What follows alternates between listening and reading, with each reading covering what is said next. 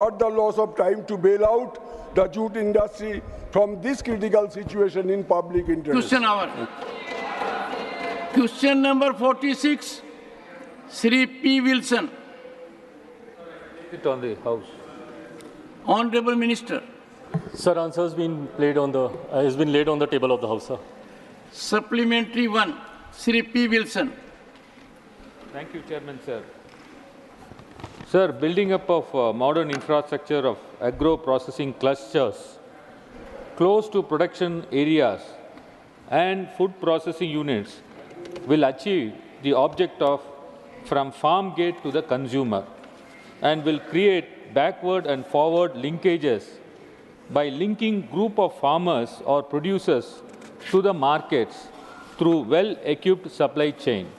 Sir, my question is, what is a plan in place to deal with the major problems of establishing agro-processing clusters and formalization of micro-food processing enterprises on the lack of access to modern technology, equipment, training, access to institutional credit, lack of basic awareness on quality control of products, lack of branding, marketing, knowledge skills, environmental problems, lack of awareness of food safety standards, and water supply and electrical energy? Honorable Minister.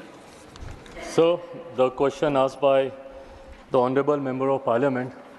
Sir, APCs has been constructed, sir, with a hope that everything comes under one cluster. Everything that's related to food processing should come under one cluster. Mega food parks were there before this, but in mega food parks, sir, there were many issues, there were many concerns. The land requirement was huge. It was almost around 50 acres of land requirement was needed in that. And that in CLUs also, sir, change in land laws also, sir, there was a lot of concerns, a lot of issues that used to come between the state and the center and stuff. So, sir, we came up with this APCs. Now, sir, again, not major concerns are there, but then, yes, I mean, when land use laws are related, issues comes. When there are NOCs required by the state, issues do come up. But then we are in regular touch with all the state governments wherever these APCs are set up, and we are trying to resolve all the concerns. Nothing major as such is being come under our notice as of now. Second supplementary, Sri P. Wilson. And sir, as per the annexure you have given to my answer, 12 projects have been sanctioned under PM-KSY scheme.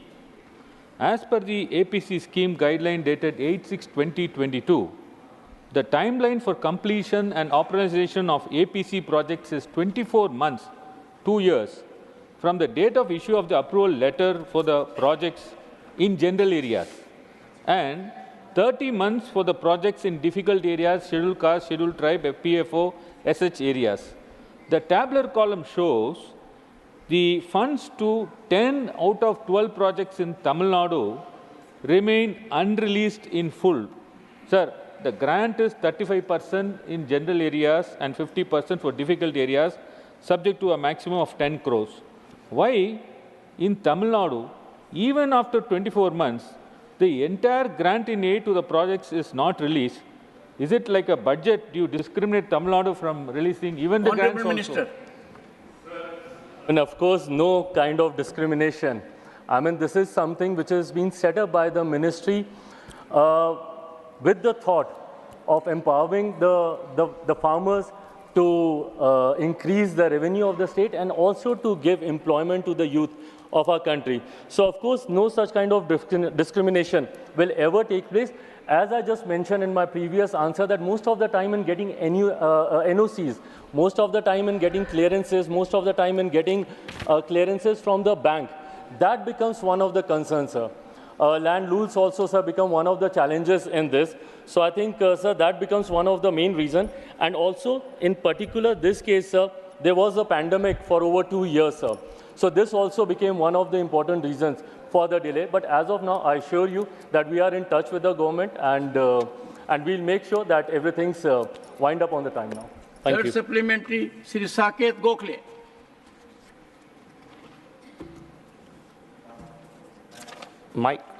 Thank you, sir. So my question here is, for question number 46, currently post-harvest losses of food grains in India are estimated to be between 18% to 25%. And for fruits and vegetables, the post-harvest losses are even higher at about 45%. So through you, I would like to ask, and also the other thing is, sir, because of these post-harvest losses, food inflation has gone up drastically to about 9.4% in India, sir. So my question to the minister is, what steps are being taken by the ministry to bring down the amount of post-harvest losses of food grains and fruits and vegetables, sir? Thank you. Honorable Minister. Sir, one of the prime motives of this industry, of this ministry, is to reduce the wastages, and especially of the perishable items. Sir, my ministry is taking all the possible efforts.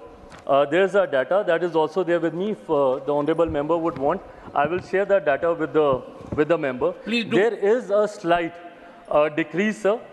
Definitely, me and my ministry is working, and we are coming up with a lot of new technologies also. Sir, in the recent budget itself, Honorable Finance Minister has announced 50 irradiation units also, sir.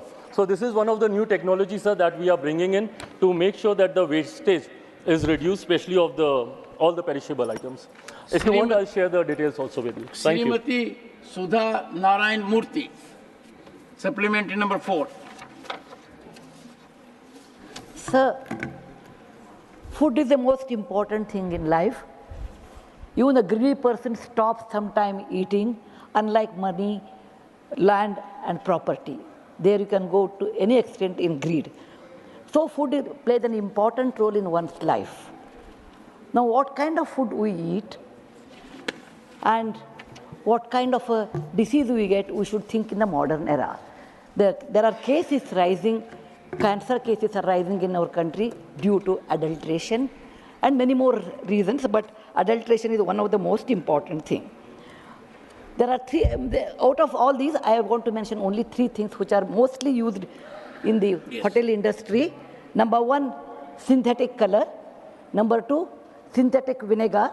Number 3, tasting powder, MSG. Because they look nice, it is tasty. But people are not aware that it will become a problem in future. Yes. So, May I request our Honorable Minister, what are though there are many government laboratories available, they are not well equipped. The people who are trained in that are not of the great Your quality. supplementary. Okay, please do something regarding food tasting and also the index in the hotels, giving the rating of the hotels in that case. Honorable Minister. I mean, it's a very important and it's a very, very serious question. Having said it, sir, my ministry is also making sure, but this mainly comes under, sir, FSAI. So they are the one who are taking care of this. Even in the recent budget also, sir, Honorable Finance Minister has announced 100 more such testing labs also, sir, where we are trying to make sure that the quality control is under checked and under all the required parameters. Thank you.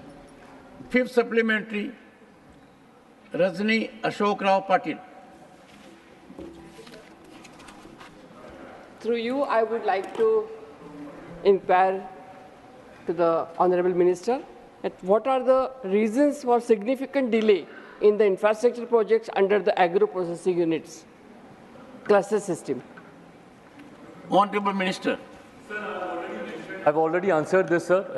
It's mainly because of, sir, the CLUs, it's mainly because of the interstate, the NOCs that we need, the center and the state. So it's mainly because of those NOC requirements, bank loans, and all these collectively become responsible for the delays. And also, as I mentioned, because of the pandemic for 2 years, sir. So that was also one of the important reasons. But from here onwards, we are pushing up the things, and we are regular in touch with all the concerned states. Thank you, sir. Question number 47, Sri S. Niranjan Reddy. Sir, I place the question, sir. Honorable Minister. First supplementary, Sri S. Niranjan Reddy. Thank you, sir.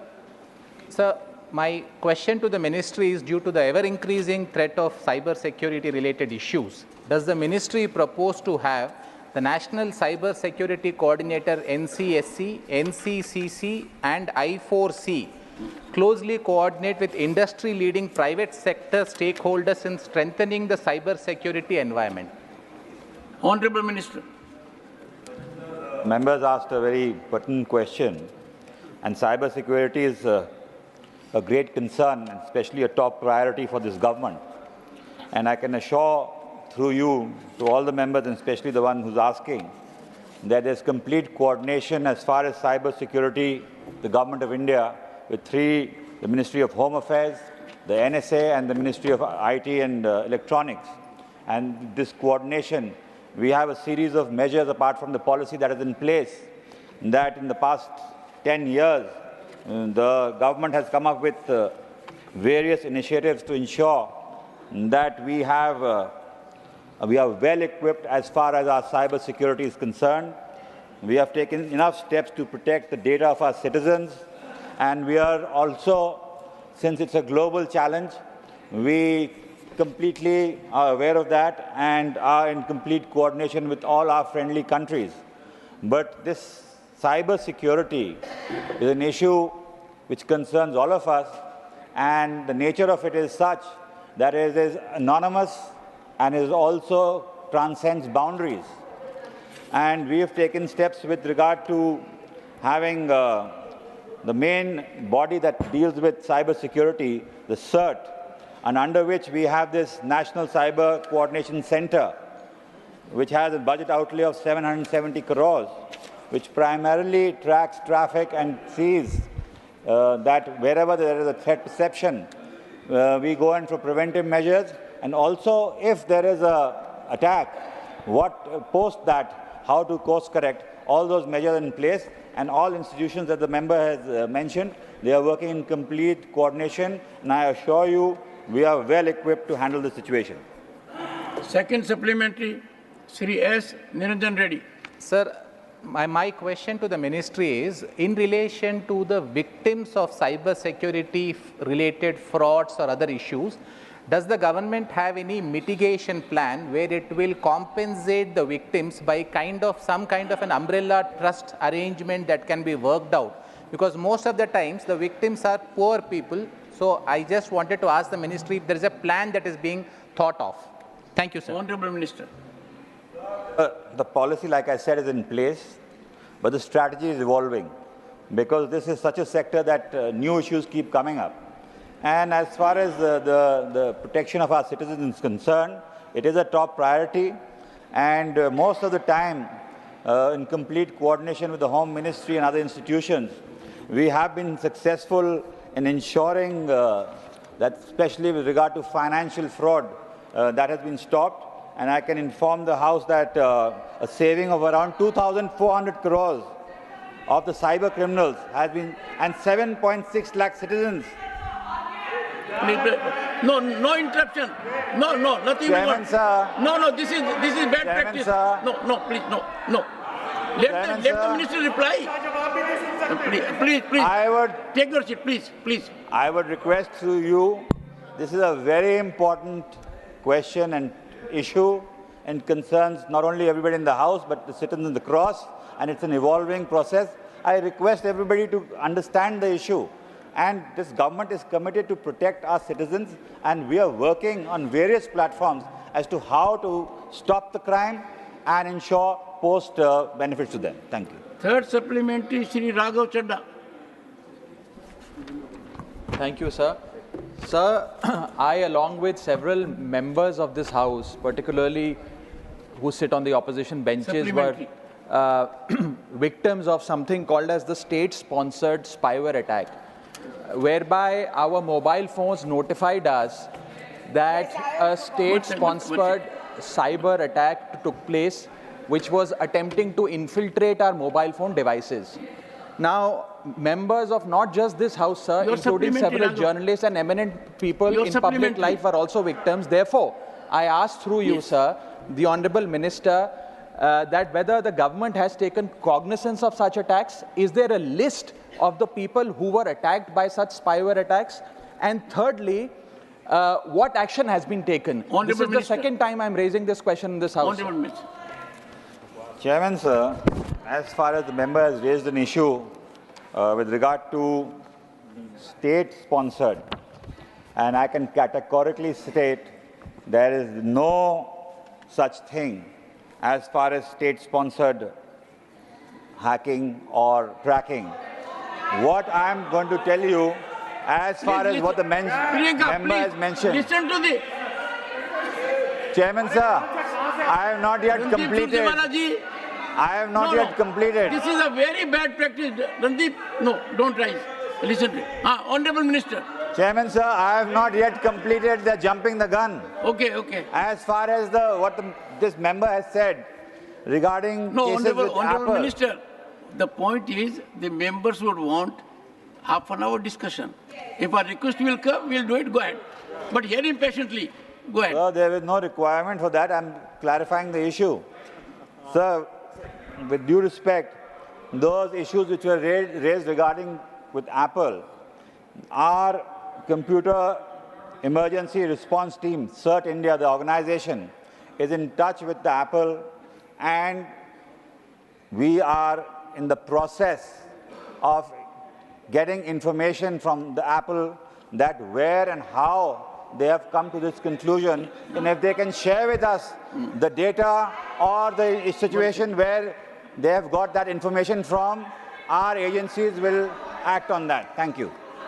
Supplementary number 4, Kumar Ratanjit Pratap Narayan Singh. धन्यवाद सभापति महोदय। माननीय मंत्री जी ने बहुत विस्तृत जानकारी हमको दी है कि साइबर क्राइम के लिए सरकार ने क्या कदम उठाए हैं। मैं सिर्फ माननीय मंत्री जी से जानना चाहूँगा आपके माध्यम से कि तमाम लोग आज भी बैंकों से लेके और तमाम आम आदमी और पढ़े लिखे लोग भी कि बैंक डाटा से पैसे निकाले जाते हैं। हाल में ही हमने एक महिला को, जिसके 80 साल की महिला है, उनके पूरे जीवन की जितनी उन्होंने पैसे बचाए थे 3 करोड़ रुपए, इसी तरह डिजिटल अरेस्ट, सप्लीमेंट्री एक डिजिटल अरेस्ट हो रहा है। और इसी तरह तमाम लोग, गरीब आदमी, गांव जहां से मैं आता हूं वहां से लेके पूरे देश में इस तरह के बैंक के खातों पे अटैक होता है। इसके लिए सरकार, इनका मंत्रालय, गृह मंत्रालय, इस पे कौन से ठोस कदम उठाए जा रहे हैं? धन्यवाद। माननीय अध्यक्ष जी, मैं आपके माध्यम से माननीय सदस्य को अवगत कराना चाहता हूं, क्योंकि उन्होंने बहुत ही महत्वपूर्ण विषय पे और बहुत ही महत्वपूर्ण प्रश्न पूछा है। क्योंकि ये हमने देखा है कि बहुत से हमारे नागरिक जो इतनी जानकारी नहीं रखते हैं, वो बहुत से साइबर फ्रॉड्स और साइबर क्राइम के झांसे में आ जाते हैं और बहुतों के नुकसान हुआ है, आर्थिक क्षति हुई है। मैं माननीय सदस्य को और सदन को आश्वस्त करना चाहता हूं कि ये सरकार के संज्ञान में है, और जैसे कि मैंने कहा, ये बड़ी इवॉल्विंग सिचुएशन है और हमारा मंत्रालय, इलेक्ट्रॉनिक्स और आईटी की विभिन्न संस्थाएं और गृह मंत्रालय का Indian cyber crime coordination centre I4C, जो national cyber crime reporting portal है, उसके अधीन उसमें ये शिकायतें दर्ज कराई जाती हैं। और इसमें एक हेल्पलाइन नंबर 1930 भी सूचित किया गया है। जितने तरीके के credit card, debit card, digital payments, UPI platforms, तमाम जगह जहां साइबर क्राइम हो रहे हैं, वो इसके अधीन कार्य किया जा रहा है। हमारी जो CERT इन है वो पूरी तरीके से इक्विप्ड है और प्रयास करते हैं कि अधिकतर ये रोक दिया जाए। और आगे भी मैं माननीय सदस्य को आश्वस्त करता हूं कि ये जो ऐसे क्राइम्स हो रहे हैं, ये पूर्ण तरीके से रोके जाएं। 5th supplementary, Sri Jose K. Mani. Yes, sir. Sir, in my recent question, the Ministry of Home Affairs stated that the Narcotics Central Bureau has registered 92 cases related to the use of darknet in drug trafficking. What specific action is the government taking to monitor and to combat illegal activities on the darknet, such as the sale of illicit drugs, weapons, and counterfeit currencies, and ensure the darknet does not undermine national security efforts. How is the government ensuring that cybersecurity agencies are equipped with the necessary tools and training to effectively investigate and dismantle darknet operations? Honorable Minister. Like I said earlier, there is complete coordination between three departments, the Home Affairs, the NSA, and the Electronics and IT Department. This question of the respectable member pertains to the Home Ministry, and I can assure him that I can get the full details with regard to the issue that he has raised from the Home Ministry and get back to him. Question number 48, Sri Ramji Lal Suman. Sir, प्रश्न संख्या 48. Honorable Minister. माननीय सभापति महोदय, एक विवरण सभा पटल पर रख दिया गया है. सप्लीमेंट्री नंबर 1, श्री रामजी लाल सुमन. सभापति महोदय, मैंने जो सवाल पूछा था कृषि मंत्री जी से, उसका बिल्कुल भी उत्तर नहीं मिला है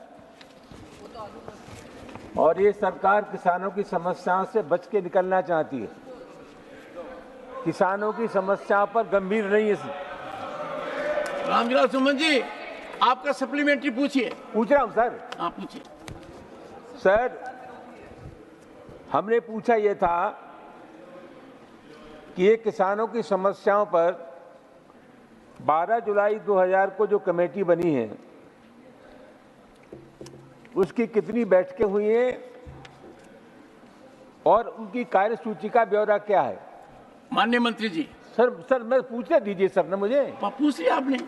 सर, मैं यही निवेदन करना चाहता हूं कि वो गंभीर आंदोलन हुआ 2021 में 7,500 किसान मारे गए. रामजी जी, आंदोलन की गंभीर. रामजी लाल जी, आप बहुत अनुभवी सदस्य हैं और पर्याप्त सबसे पुराने भी हैं. आप अपनी सप्लीमेंट्री पूछिए माननीय मंत्री जी से. सर, मैं ये जानना चाहता हूं कि उस कमेटी, वो जो कमेटी बनी, उस कमेटी की 6 बैठकें हुई, उनका ब्यौरा क्या है?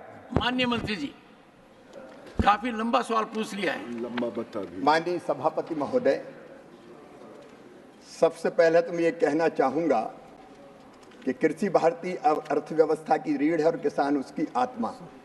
किसान की सेवा हमारे लिए भगवान की पूजा जैसी है. जहां तक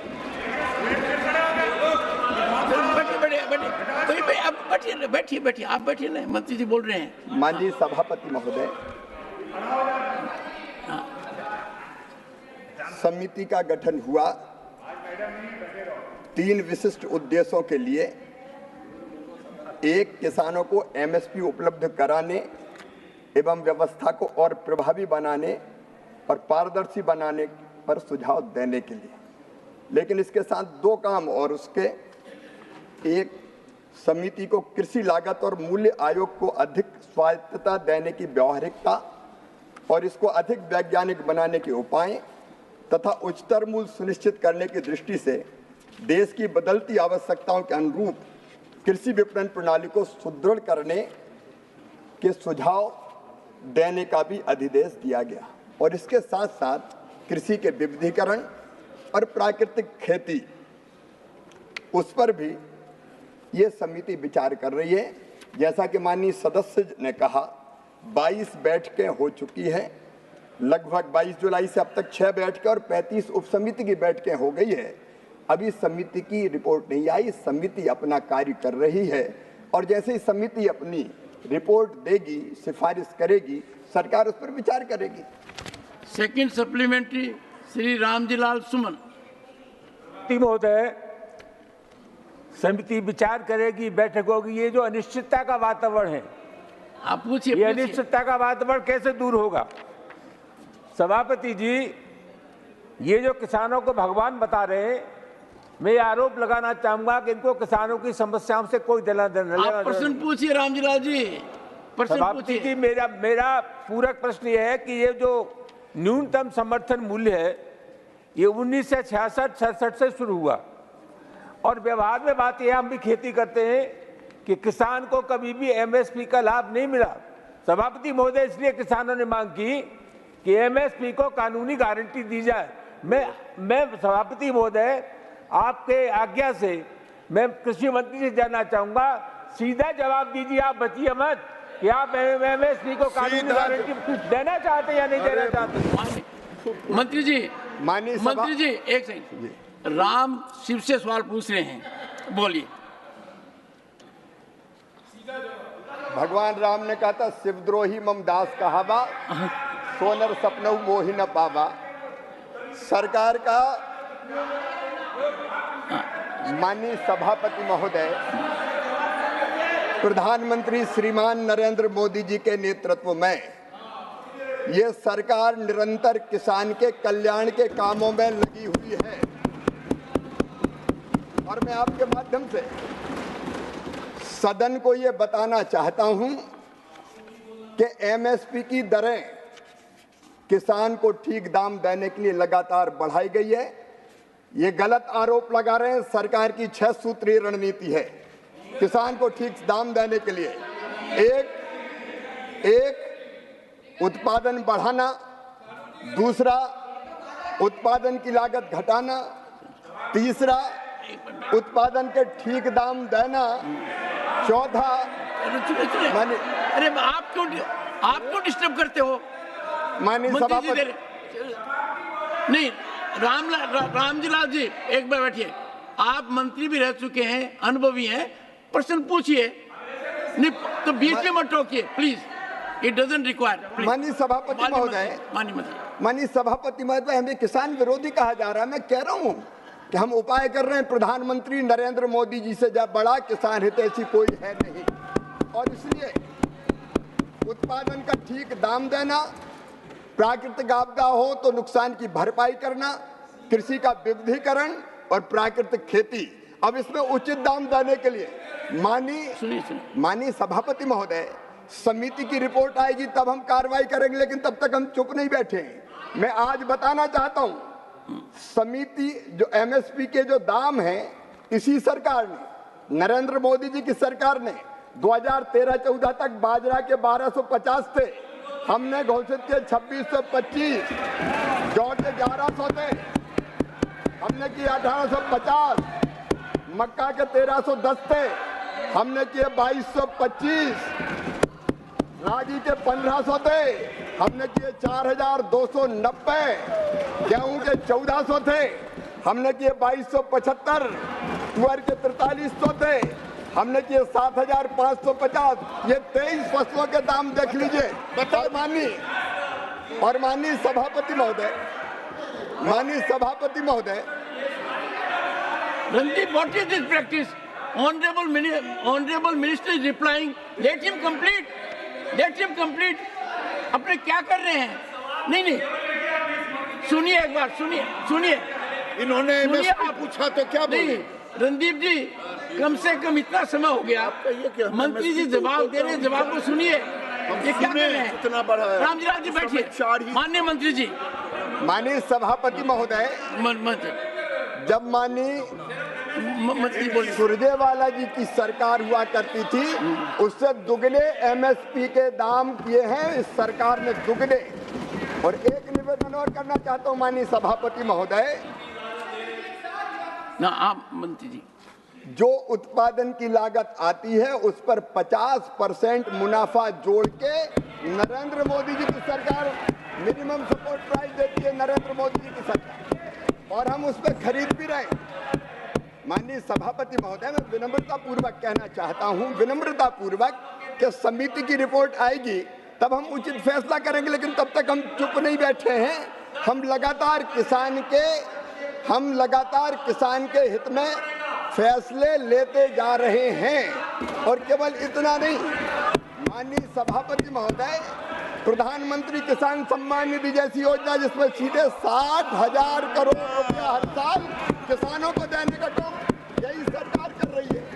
माननीय सभापति महोदय, इतना ही नहीं, गेहूं की खरीदी बढ़ी है, किसानों की संख्या बढ़ी है, धान की खरीदी बढ़ी है, किसानों का नंबर बढ़ा है।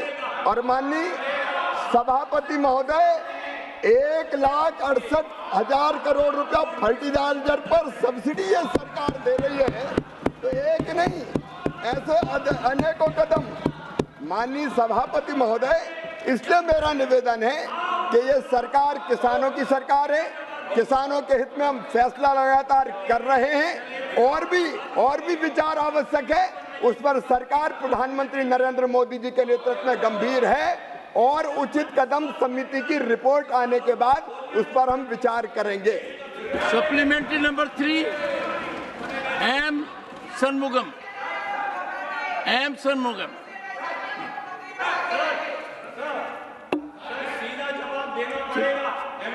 Randeep Surjewala ji, nothing will go on record, nothing will go on record, nothing will go on record. क्या करें?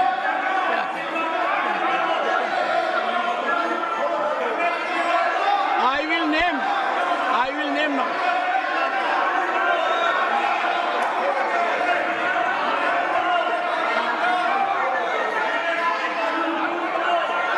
Are you asking supplementary 3?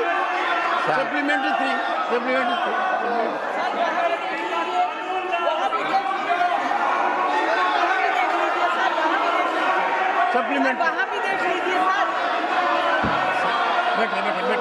बैठिए।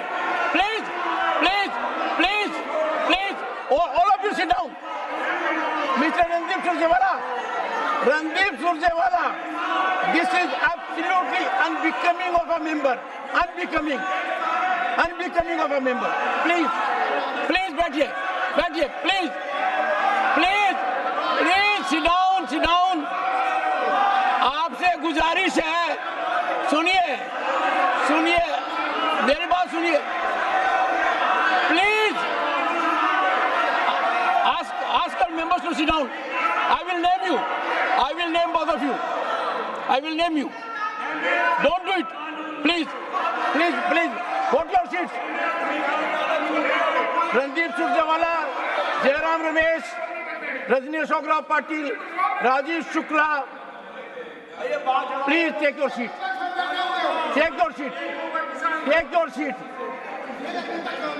एक सेकंड, मुझे तो बड़ा आश्चर्य हो रहा है. सुनिए मेरी बात, बैठिए. मुझे बड़ा आश्चर्य हो रहा है. सर, ये देश के किसान, एक बार आप चुप रहेंगे. Randeep Surjewala, nothing will go on record. I hereby name Randeep Surjewala. I hereby about to name you. I will name you. You also, Giraji, please, all of you take your seat.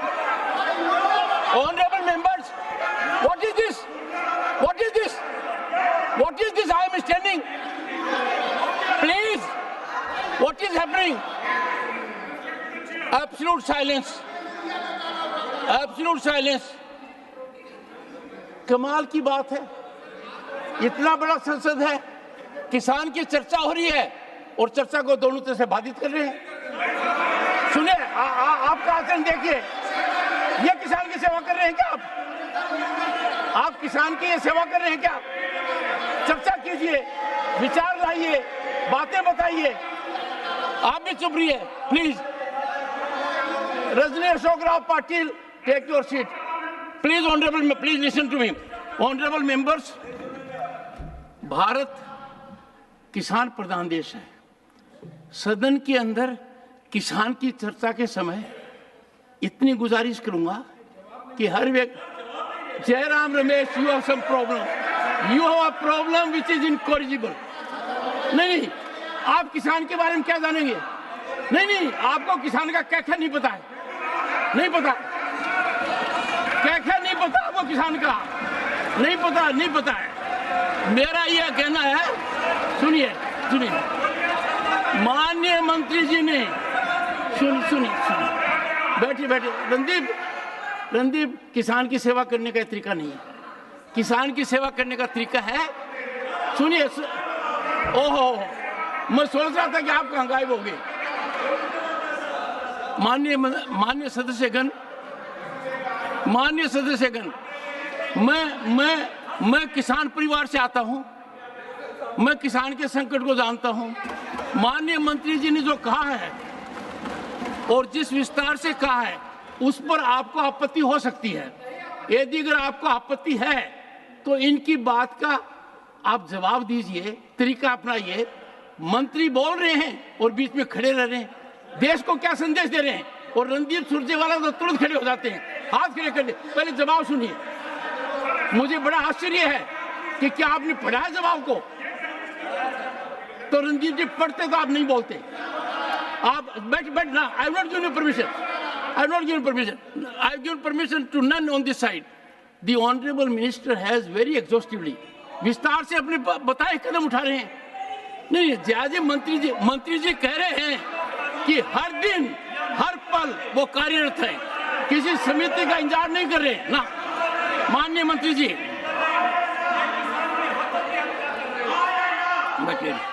Shanmugam ji, And you don't take their third supplementary, Shanmugam ji, please. Only what Mr. Shanmugam says will go on record. And if anyone rises now, have it from me, I will name a person either this side or that side if they don't follow the protocol. Please, ma'am. Sir, thank you, Chairman. Diyaji, Sir. please take your seat. Thank you, ma'am. Thank you, Chairman. Sir. Shanmugam ji, ask her supplementary. Please ask her. किसान के मामले में चर्चा कीजिए please. For heaven सेक अन्नदाता की इज्जत कीजिए, चर्चा कीजिए, डिस्टर्ब मत कीजिए, व्यवधान मत कीजिए। आप प्लीज अपना सप्लीमेंट्री पूछिए। मैं जानता हूँ आप अनुभवी आदमी हैं, अच्छी सप्लीमेंट्री पूछेंगे और मंत्री जी जवाब देंगे। Please Sir, tea and coffee. Shanmugam ji. Tea and coffee is very essential for Yes. everyone in the country. Yes. It is a very long pending demand that the tea and coffee should be included in the essential commodities, because there is no MSP for the tea and coffee. The planters are all demanding this one. What is the progress of this government regarding the inclusion of the tea and coffee in the MSP? Very good. मंत्री जी बहुत अच्छा प्रश्न पूछा है और T और coffee के किसानों के लिए बहुत सार्थक प्रश्न पूछा है।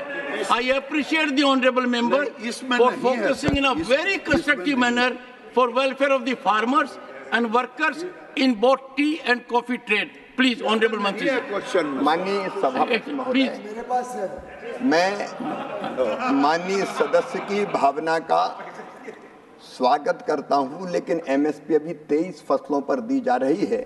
ये विषय और चाय और कॉफी का विषय पीयूष गोयल जी का मंत्रालय देखेगा। मंत्री जी मैं एक बात और कहता हूं जी। मैंने सुनिए एक सेकंड जी। मैंने जब मंत्रालय का विभाजन हो गया तो माननीय पीयूष गोयल जी को आधिकारिक रूप से बुलाया और मैंने पीयूष गोयल जी को कहा कि आपके नीचे 1.5 दर्जन जो उपक्रम हैं उनमें ज़्यादा कृषि से भी जुड़े हुए हैं और आपको ध्यान है टी बोर्ड का, कॉफ़ी बोर्ड का, रबर बोर्ड का, अपेडा का किया और मैं वेलकम करूंगा सदस्यों से। और इस विषय के ऊपर कोई प्रस्ताव आएगा, I will have half an hour discussion on this. और ये बहुत अच्छा सुझाव माननीय मेंबर ने उठाया है। I congratulate the member for raising a genuine point in favour of farmers, for traders, for workers. क्योंकि मैंने देखा चाय में वैल्यू एडिशन नहीं हो रहा है, वैल्यू एडिशन और लोग करते हैं बाहर में। तो let us cooperate like this. तो माननीय मंत्री जी, मैं उम्मीद करता हूं कि कृषि मंत्रालय and ministry of commerce will get together and come back to this house in the next session what step they have taken with respect to the supplementary raised by the honorable member.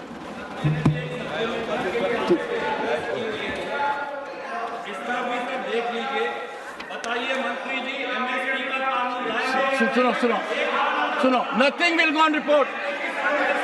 Mr. Pramod Tiwari ji, I will be forced to invoke my powers because Shakti Singh Gohil. Yes, please. I know you are finding an excuse to play politics and not to serve the farmer. No, you are not serving the farmer. You are doing injustice to farmer. मैं सदन में I will not सदन में बैठिए please. What is this? नहीं, what is this? Your people are disturbing. What is happening? We are having an important discussion. Randeep Surjewala, सुनिए, आप आदत को बदलिए, आपसे ज्यादा किसान हूं मैं, आपसे ज्यादा समझता हूं। किसान पर चर्चा नहीं होने दे रहे हैं। मंत्री जी आए हैं, मंत्री जी कहते हैं, सुनो mister, nothing will go on record, you keep on shouting. Now you shout for 5 minutes. I sit here. किसान की चर्चा है, आप नहीं करना चाहते मत कीजिए। आप किसान का अनादर कर रहे हैं, अन्नदाता के छुरा घोंप रहे हैं, मुझे पसंद नहीं है। I don't want this. No, you are provoking. How can I stop them? You are provoking them. Please take your seat. Honorable members, I am constrained to name Shri Randeep Surjewala, Shri Shakti Singh Gohil।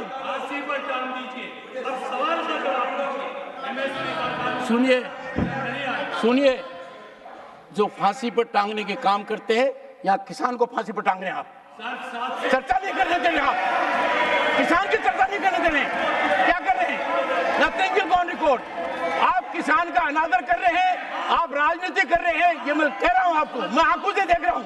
मंत्री जी ईमानदारी से, पारदर्शिता से, लगन से अपनी बात करें।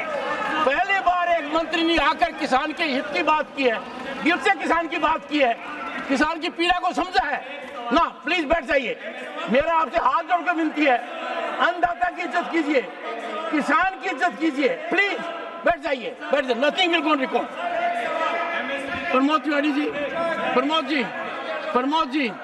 प्रमोद जी, ये क्या रट लगा? Nothing is going on record. Pramod ji, दुखी मन से मैं कह रहा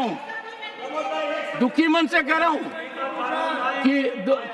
कि रणदीप सुरजेवाला ये संकेत देना चाहते हैं मैं हितैषी नहीं है, दुश्मनी निकाल रहे हैं, चर्चा नहीं होने दे रहे हैं, दुश्मनी निकाल रहे हैं। किसान पीड़ादायक करो, किसान से दुश्मनी मत निकालिए। किसान से क्या बैर है आपका? किसान से क्या बैर है? नहीं, किसान से क्या बैर है बताइए मुझे, तो चर्चा क्यों नहीं होने? आप तो 10 साल रहे हैं, आप तो शासन में 10 साल रहे हैं, 10 साल में महारत कर दी क्या कोई? छलांग लगा दी आपने, क्या बात कर रहे हैं? बैठिए आप, गिरेबान में देखिए, गिरेबान में झांकिए, डॉट फोर्स में। मुझे बहुत कुछ बोलना पड़ सकता है। किसान के मामले में नहीं करने दूंगा ये, किसान की चर्चा होगी। Doctor Sasmit Patra, honourable members,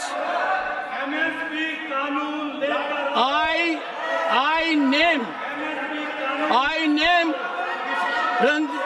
Randeep Surjewala is hereby named. He should immediately withdraw from the house. कर दिया, please withdraw from the house. You are directed to withdraw from the house.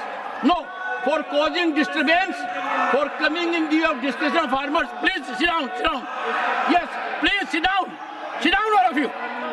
Sit down. What is happening? Randeep Surjewala is hereby named. He is requested to withdraw from the house. Please. Nothing will go on record. Randeep Surjewala is named and he will need to withdraw. Please. No. Randeep ji, you are defying the chair. You are continuously defying the chair. नहीं, आप DeFi chair को कर रहे हैं, किसान इसकी चर्चा नहीं होने दे रहे हैं, किसान की डिबेट को फ्रस्ट्रेट कर रहे हैं। नहीं, गलत बात है, ये पीड़ादायक बात है और मैं कहूँगा ये ऐसा आचरण नहीं होने। कैसे दे दे? मैं कह चुका हूँ। Please Randeep ji, please withdraw, please withdraw. Pramod ji, दीजिए।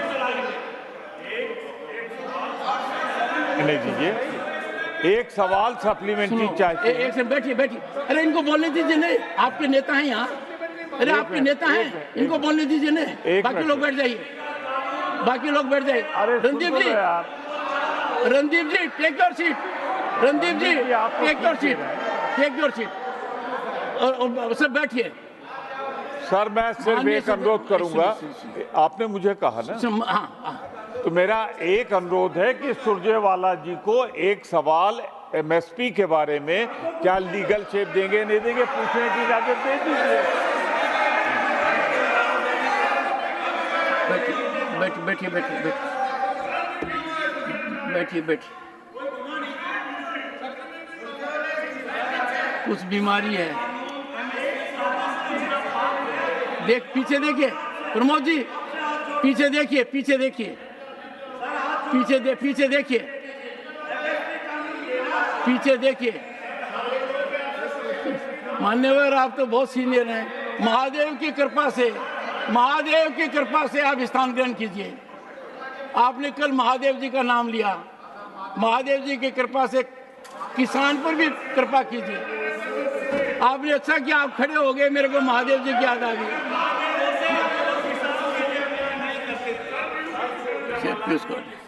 One second, I'll consider it. I'll consider. Yes, Mr. Piyush Goyal. Sir, आपने बहुत सही फरमाना कि आपने बहुत सही फरमाया कि महादेव जी की इनके ऊपर बहुत कृपा है और उसका भुगतान उन्होंने चुनाव में भी बहुत बड़े मंत्री जी देश के अग्रणी श्रेणी के नेता हैं। कृषि मंत्री जी को किसी की मदद नहीं चाहिए। माननीय अध्यक्ष जी, महादेव जी के इनके ऊपर बहुत, will you take your seat please. Sir उनकी चिंता मत करिए, महादेव जी की इनके ऊपर बहुत कृपा है और उसके कारण उन्होंने चुनाव में बहुत भुगतान भी पाया। महादेव इनके साथ जुड़ा हुआ है और ये हर काम महादेव जी का नाम लेते हैं पर बदनामी का करते हैं। अध्यक्ष जी एक ही मिनट, आपने सही फरमाया, ये सोची समझी रणनीति है, ये सोची समझी रणनीति के हिसाब से ये कोशिश कर रहे हैं। Not there.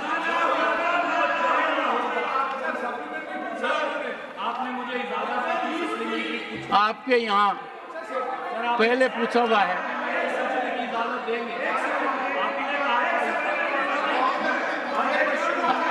No, house is not in order, no no, I will not budge.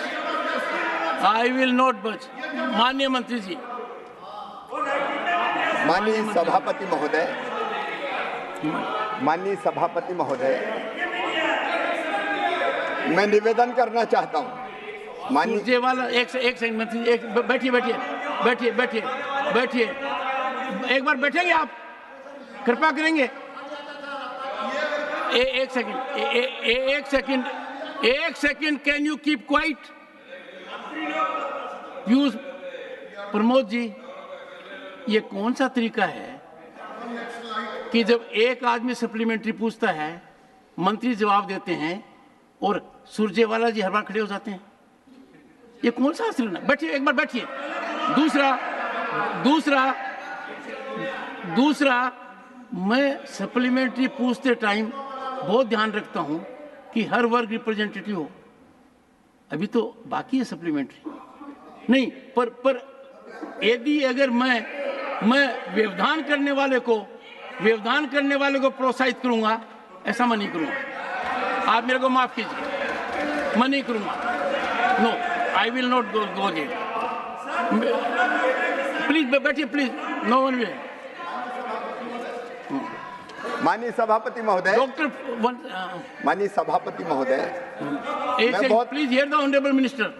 मैं बहुत विनम्रता के साथ कहना चाहता हूं कि प्रधानमंत्री नरेंद्र मोदी जी के नेतृत्व में अधिकतम एमएसपी पर खरीद हुई और इस साल भी तुअर, मसूर और उड़द, ये जितनी किसान पैदा करेगा ये सरकार खरीदेगी। समृद्धि पोर्टल हमने बनाई, समृद्धि पोर्टल हमने बनाया, किसान रजिस्ट्रेशन करवाए, उसकी पूरी उपज खरीदेगी। और माननीय सभापति महोदय नहीं करेंगे। माननीय सभापति महोदय, आंकड़े गवाह है कि जब इनकी सरकार थी तब खरीदी कितनी होती थी और जब हमारी सरकार है तब कितनी खरीदी होती। माननीय सभापति महोदय, 2004-05 से 13-14 के बीच केवल 45 करोड़ 90 लाख मीट्रिक टन खरीदी हुई और ये सरकार थी 14-15 से लेकर 23-24 के बीच 69 करोड़ 18 लाख मीट्रिक टन खरीदी। माननीय सभापति महोदय, ये घड़ियाली आंसू बहा रहे हैं। गेहूं की खरीद 4-5 से 13-14 के बीच 21 करोड़ मीट्रिक टन थी, जो बढ़कर 33 करोड़ 38 लाख मीट्रिक टन हो गई। ये सरकार ने किया है। माननीय सभापति महोदय, अब सुनना पड़ेगा दलहन की खरीद। सप्लीमेंट्री गन की नोक पर दूंगा, यहाँ मेरे तलवार रख कर लोगे। माननीय सभापति, I will not do it. I will not budge. मेरे पास है और तरीके से देखकर करता हूँ।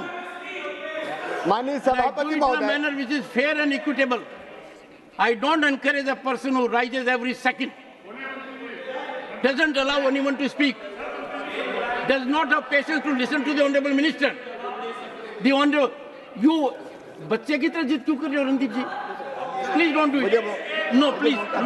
Nothing will go on record. I don't want to. I don't want to join issue with you. I don't want to. What are you doing? माननीय सभापति महोदय, Nothing is going on record. Nothing except what the honorable minister said. पूरी कर दे दी जाए। मंत्री जी, देश ध्यान से सुने। मंत्री जी, आप देश की जनता को सदन के माध्यम से जानकारी दीजिए। जी माननीय सभापति महोदय, दलहन की खरीद वर्ष 2004-05 से 13-14 तक केवल 6 करोड़ मीट्रिक टन थी, 6 लाख मीट्रिक टन, केवल 6 लाख मीट्रिक टन, जो बढ़कर अब 1 करोड़ 67 लाख मीट्रिक टन हो गई है। ये घड़ियाली है सुबह। माननीय सभापति महोदय, तिलहन की खरीद जब इनकी सरकार थी केवल 50 लाख मीट्रिक टन थी, जो बढ़कर 87 लाख मीट्रिक टन हो गई है। माननीय सभापति महोदय, ये बड़ी बातें कर रहे हैं। प्रमोद जी, धान की खरीद के लिए प्रमोद जी न्यूनतम क्या तरीका है? कुछ तो सोचिए, कुछ तो सोचिए।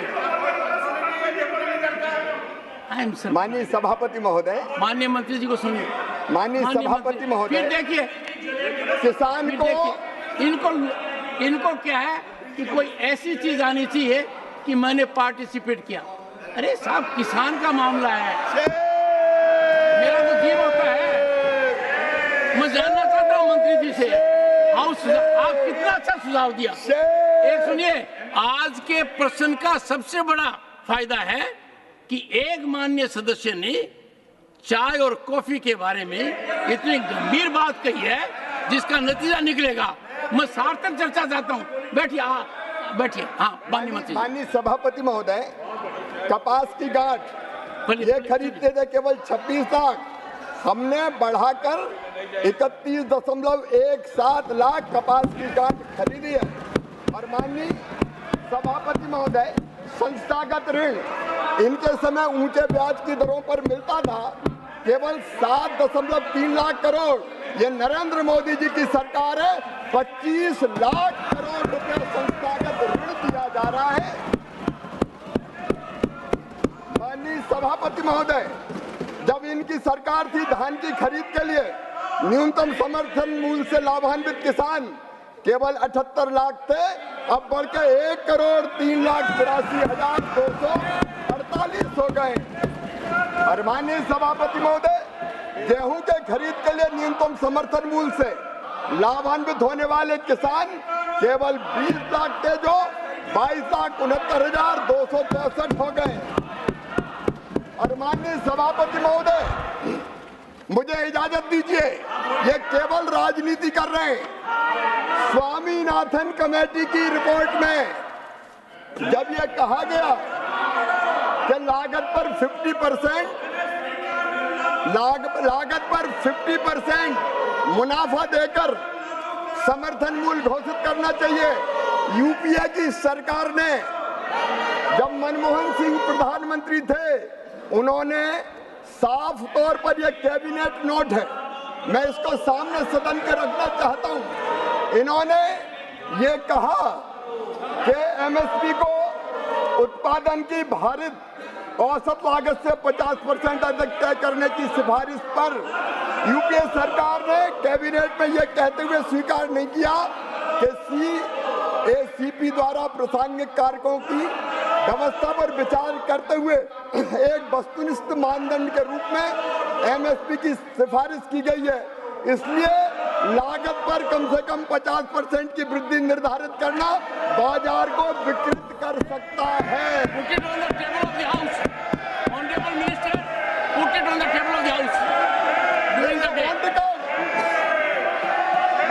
इन्होंने स्वामीनाथन आयोग की सिफारिश स्वीकार करने से इनकार कर दिया। ये कांतिलाल भूरिया जी का जवाब, तत्कालीन कृषि मंत्री, उन्होंने कहा कि स्वीकार नहीं किया जा सकता। सम्मानीय शरद पवार जी का जवाब, जो